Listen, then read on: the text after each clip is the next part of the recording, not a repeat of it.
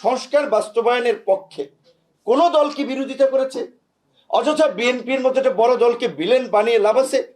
বিএনপির মতো সাংগঠনিক কাঠামো সক্ষমতা এই মুহূর্তে কোনো দলের আছে? সরকার নির্বাচন হইলে তো সরকার গঠন তারা করবে।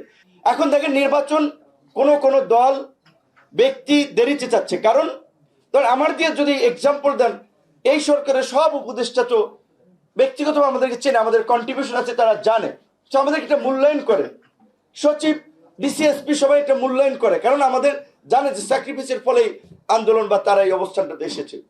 তো বলতে গেলে তো আমি যদি যাই বিভিন্ন জায়গাতে সুবিধা পাবো, দল গুছাইতে পারবো, তারপরে অন্য দলের সাথে ফাইট করতে পারবো, তাহলে সময় পেলে আমার জন্য ভালো।